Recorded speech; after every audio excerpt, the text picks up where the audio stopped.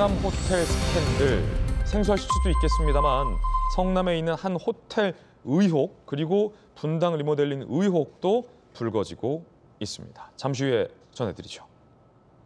유동규 전 본부장이 폭로를 예고했는데 대하드라마다 이런 표현도 나왔습니다. 유동규 전 본부장, 그간 밝힌 대장동 일화들은 단편적이다. 100화 넘는 장기 연재로 대장동 대하드라마를 구술할 것이다. 라고 한 인터뷰에서 밝혔습니다. 대하드라마, 어떤 이야기들을 폭로할지도 궁금해지고 있고요. 유튜브 방송에서 유동규 전 본부장이 이렇게 얘기했습니다. 이재명 진이처럼 나타났다.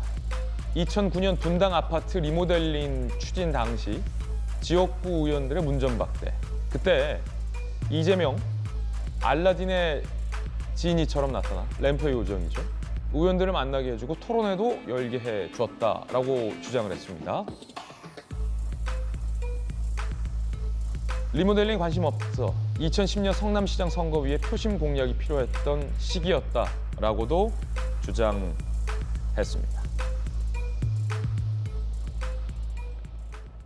마침 그 분당 리모델링 의혹도 검찰이 수사에 나섰습니다. 어떤 의혹일까요? 리모델링 특혜 의혹, 성남시가 2014년 분당의 한 아파트에 리모델링 기금 20억을 융자해 준 것. 이후 연 3% 이자금 상환이 이루어지지 않았다. 그 리모델링 조합장이 유동규입니다. 유동규 전 본부장이 그때 갑자기 나타났던, 본인이 어려웠는데 램프의 요정처럼 이재명 대표가 나타났다라고 주장을 한 겁니다. 관련 기간 재임한 이재명, 은수미, 배임과 직권남용 혐의로 수사에 들어갔다는 겁니다. 정혁진 변호사님, 네네. 분당 리모델링 특혜 의혹 좀 생소한데 어떤 의혹입니까? 자세히 설명해 주시죠. 그러니까 일단은 뭐 그 리모델링 의혹까지는 모르겠고요. 지금 이야기한 것처럼 저도 그 유튜브 잠깐 10몇 분짜리였던데 아침에 일어나서 봤는데요. 그런데 제가 좀 아니라고 생각하는 거는 램프의 요정의 진이는 아니죠. 진이는 김진 아니겠습니까?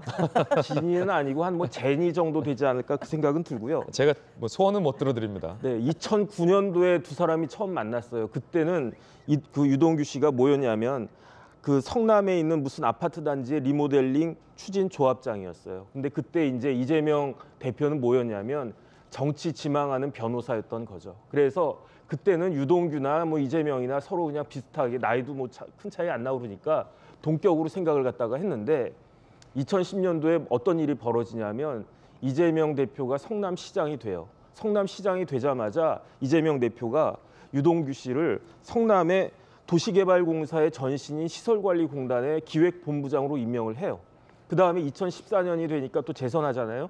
시설관리공단이 다시 이제 확장돼 가지고 이 그 대장동의 백현동의 핵심이 되는 대장동의 핵심이 되는 성남 도계공 설립되자마자 거기에 유동규 씨를 다시 본부장으로 또 임명을 갖다가 해요.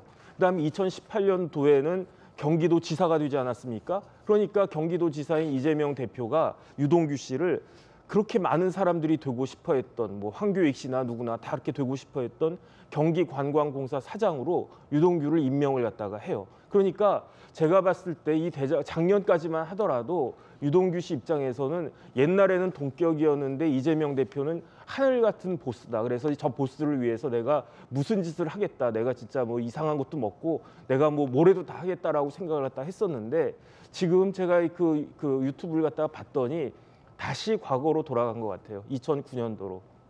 그러니까 더 이상 이재명 대표는 자기의 보스가 아니고 그 옛날 내가 리모델링 그 추진 조합장 할 때 그냥 그 정치 지망생이었을 때 나랑 큰 차이 없는 그런 사람 정도로 생각을 갖다가 하고 지금부터 그 말을 갖다가 풀어내겠다라고 하는데 그 말은 뭐냐면은 논픽션 이재명의 저자 직강을 앞으로 100회에 걸쳐서 하겠다라고 하는 거니까 여기에 대해서 진짜로 많은 사람들이 정말로 이제 그 관심을 가질 수밖에 없을 것 같고 그다음에 검사들이 수사를 하는 검사들 입장에서는 조각조각 나 있는 이 증거들을 유동규가 이렇게 해설을 갖다가 해주면서 마치 그 구슬을 갖다 꿰는 것과 같은 그런 역할을 하게 될 것 같고 판사들도 아마 이걸 갖다 딱 보면서 아 이런 거구나 그런 그 영향을 받지 않을 수가 없지 않을 것이다라고 나는 생각하기 때문에 유동규 씨의 앞으로 이 유튜브가 정말로 큰 의미가 있을 수 있지 않는가 저는 그런 생각을 하고 있습니다. 예.